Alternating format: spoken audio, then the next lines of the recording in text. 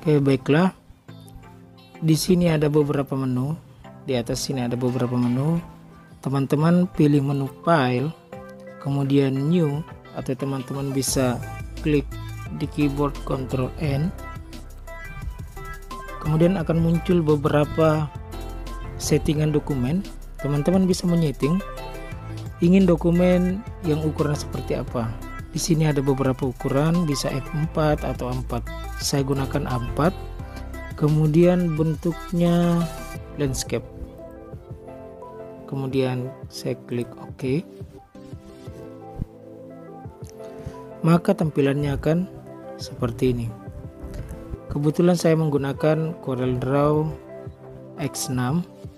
Jadi pertama-tama kita akan melakukan pengenalan tool, beberapa tool di samping ini. Yang pertama adalah pick tool untuk memilih posisi atau merubah bentuk objek. Misalnya saya membuat lingkaran atau persegi, kemudian saya buat persegi, dan fungsinya pick tool adalah kita klik pick tool, kita bisa merubah posisinya, bentuknya kita bisa rubah, dan posisinya bisa kita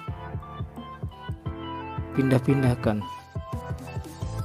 Jika kita ingin memutar objek ini, maka teman-teman klik pada mouse sebelah kiri 2 kali, maka akan seperti ini. Teman-teman bisa memutar objek. Oke. Yang selanjutnya di sini ada shape tool untuk mengedit objek tersebut atau merubah bentuk objek tersebut. Bahkan teman-teman bisa memanipulasi sudut-sudut objek tersebut. Misalnya saya buat lagi persegi 4, kemudian teman-teman pilih shape tool dan tarik salah satu sudut di atas, maka akan seperti ini. Jika teman-teman menariknya lagi ke dalam, maka akan berbentuk lingkaran. Oke. Bukan hanya itu, teman-teman juga bisa klik kanan pada mouse, kemudian convert to curves, dan klik salah satu sudutnya. Kemudian teman-teman pilih convert to curve, kemudian teman-teman klik, dan akan seperti ini. Teman-teman bisa memanipulasi sudut tersebut menjadi ukuran-ukuran yang teman-teman inginkan.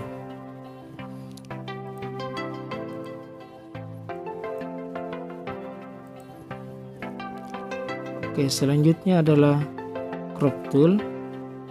Sama halnya dengan crop yang ada di HP. Fungsinya adalah untuk mengcrop sebuah objek.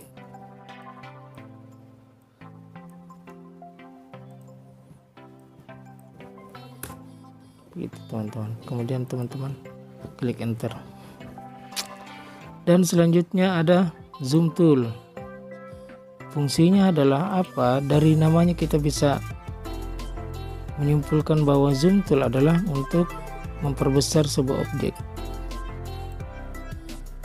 Klik kiri pada mouse akan memperbesar objek tersebut, dan mengklik kanan pada mouse akan memperkecil objek tersebut.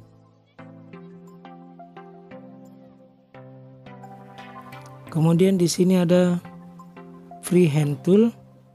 Freehand tool terbagi lagi beberapa subtool.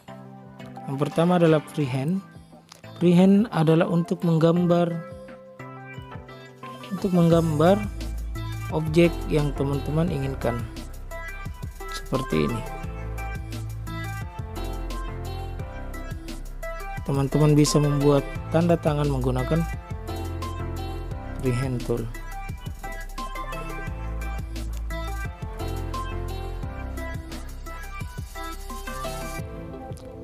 Kemudian ada 2 point line, yakni fungsinya seperti ini, hanya berbentuk garis. Teman-teman bisa membuat garis dengan 2 point line.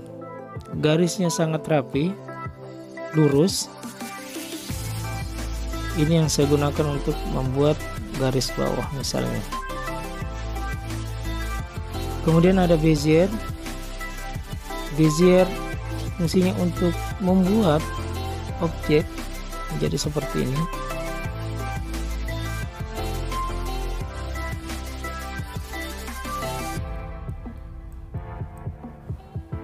Dan kita sambungkan sudut ke sudut, maka akan berubah seperti ini. Teman-teman bisa mewarnainya sesuai yang teman-teman inginkan.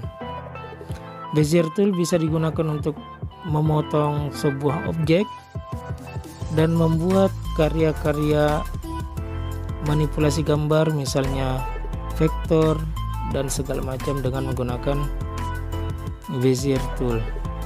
Kemudian artistic media, fungsinya seperti ini. Teman-teman juga bisa membuat kaligrafi menggunakan artistic media. Di sini ada beberapa pilihan.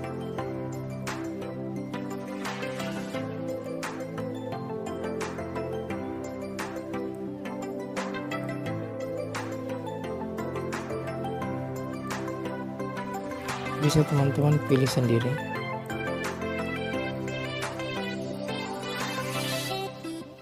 Artistic media. Kemudian ada pen tool. Pen tool fungsinya sama dengan Bezier tool. Kebanyakan orang menggunakan Bezier tool untuk membuat objek tersebut terpotong atau membuat karya-karya CorelDRAW seperti vektor atau segala macam lebih mudah menggunakan Bezier tool. Kemudian di sini ada spline untuk menggambar garis tanpa ada sudut. Ini manfaatnya. Tidak akan ada sudut jika kita menggunakan B-spline.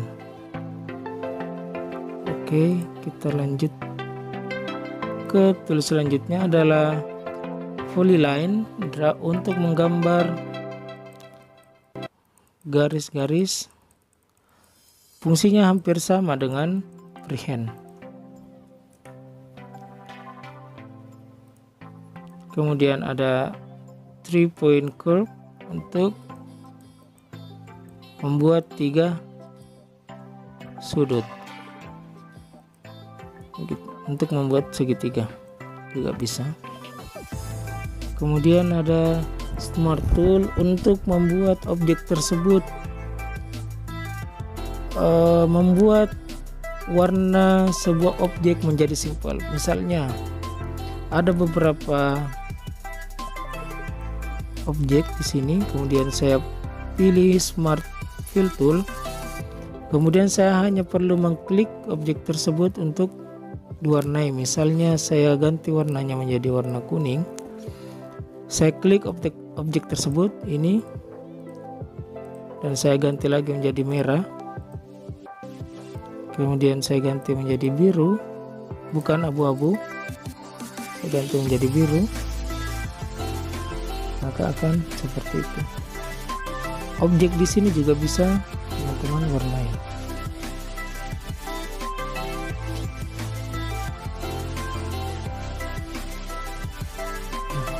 Itulah fungsinya. Kemudian ada rectangle tool. Jika teman-teman klik 2 kali pada tool ini, maka akan tercipta sebuah garis yang memenuhi kanvas tersebut.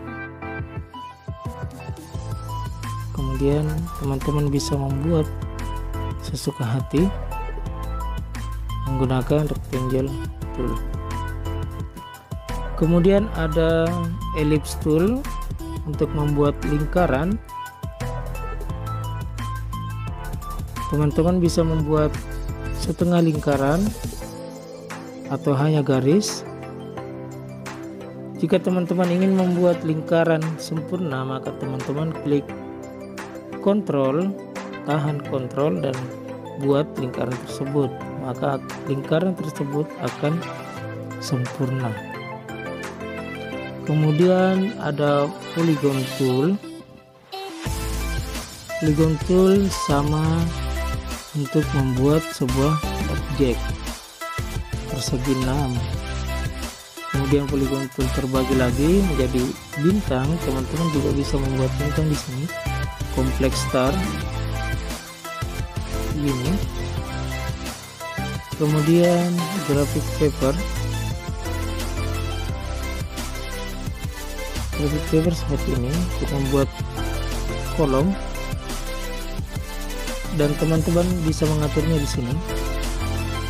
Misal kolomnya kita tambah menjadi 10 kali 10, maka akan ada 100 kolom. Oke. Dan yang selanjutnya ada spiral. Digunakan untuk jika teman-teman ingin membuat gambar obat nyamuk, ya juga bisa. Kemudian ini berbentuk seperti keong, rumah keong. Selanjutnya ada basic shape tool, terdiri dari beberapa segitiga. Basic shape tool bisa teman-teman pilih di atas sini, perfect shape. Di sini ada beberapa pilihan. Kemudian di sini ada panah, dan teman-teman bisa cari bentuk panah seperti apa yang teman-teman inginkan. Kemudian ada banner shape untuk membuat papan nama juga bisa.